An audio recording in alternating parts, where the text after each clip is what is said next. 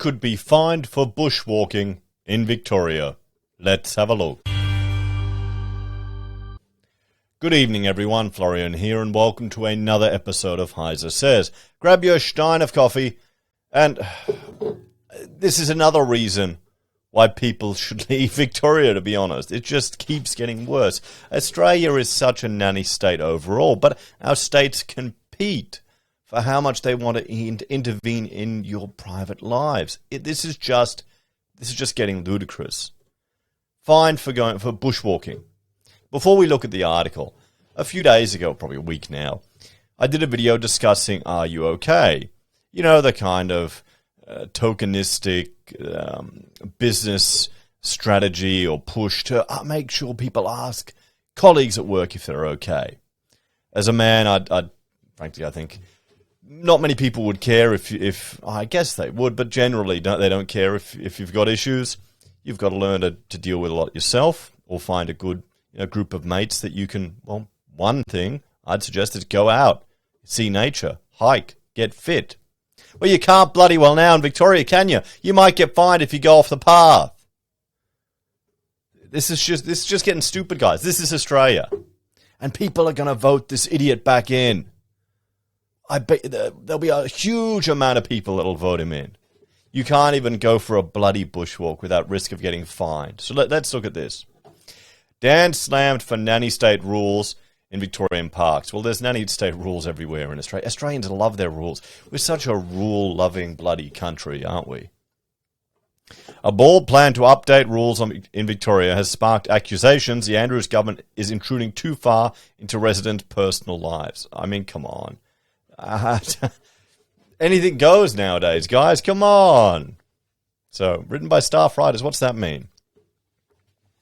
Dan Andrews has been accused of trying to install nanny state rules across his state's cities and regional parks.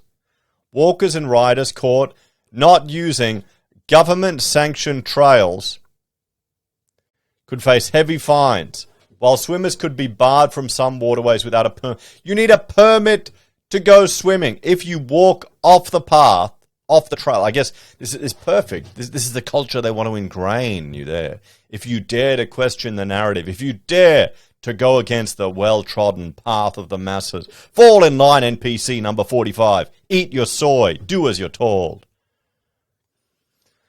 I mean, come on. A permit for a swim.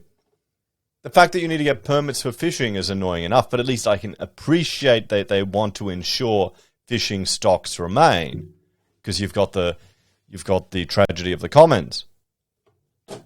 The new rules, which will affect more than 50 city and regional parks across Victoria, were outlined in the government's proposed metropolitan and regional park regulations.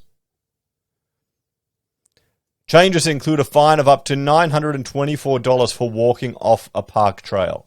So what if, years ago, Rachel and I, we went up to Springbrook. I think this is just when we'd finished a crazy year at uni, and we'd spent 2 weeks. We were bumming at my mother's house down the Gold Coast, and every day we'd go bushwalking. We'd go 2 or 3 times bushwalking up to Mount Tamborine, up to Springbrook, all the beautiful hikes we have around here. And we're really lucky in southeast Queensland. It is beautiful, and we are spoilt.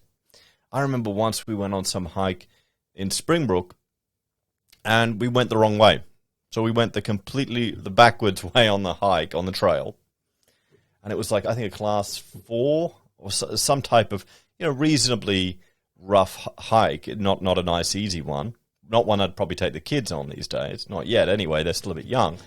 But because we went backwards, all the signs we couldn't see, they were pointing the wrong way. And we were off the trail all the time, trying to find ways to go. So if every time I went off the track, trying to find out where to go on this path, that's another $1,000. Oh, and there'll be drones up there watching you. We need to raise money. I mean, we need to ensure the safety of the environment. That's what it is.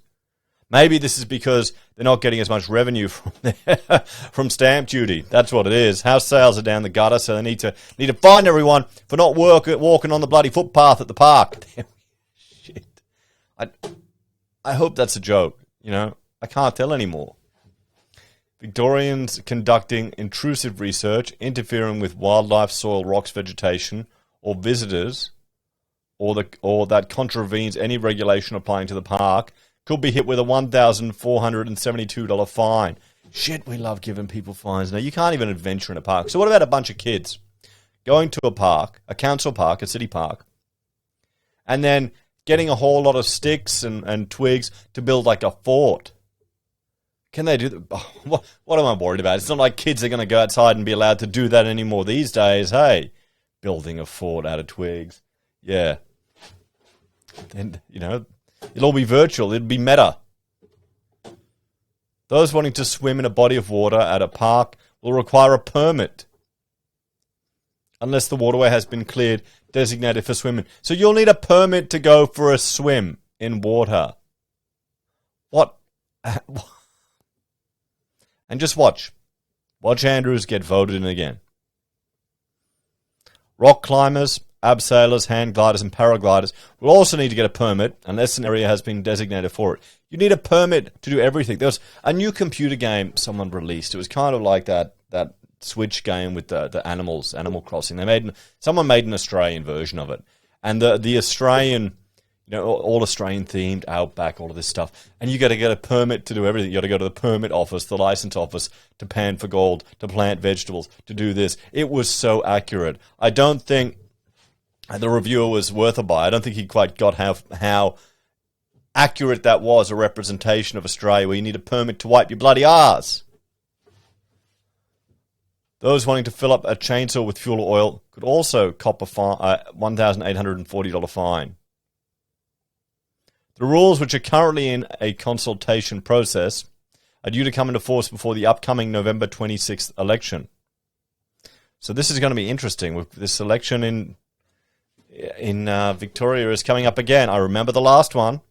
That's when we were talking about all the media and the gang violence that was going on in Victoria. Speaking to the Australian, a spokeswoman from Environment Minister Lily D'Ambrosia said the reforms would be pursued only to preserve parks or heritage. The department is considering the submissions and will develop recommendations for the minister in coming weeks.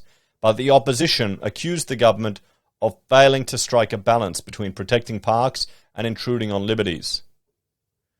Instead, Labor takes a nanny state approach and has repeatedly taken extreme measures which lock land away from the community, James Newbridge said. Conservation relies on the community being involved and invested in the future of our unique lands. So let's talk about this.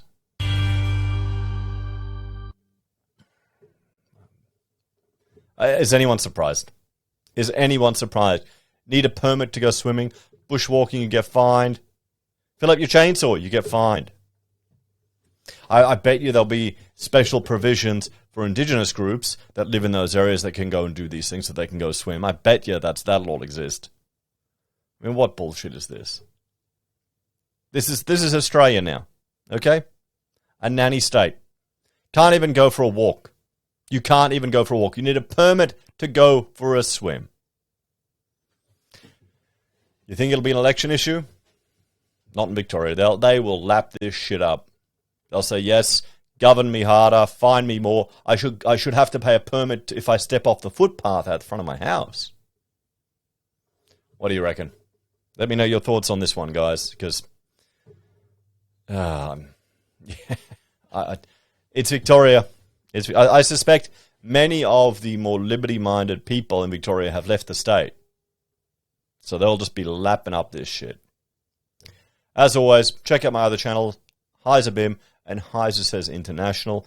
And if you enjoy the content I discuss here, there's a few ways you can help out. Financially on YouTube or Patreon, using our referral links, buying our pocket squares, or calling us if you need an architect. Take care, everyone. Have a great day.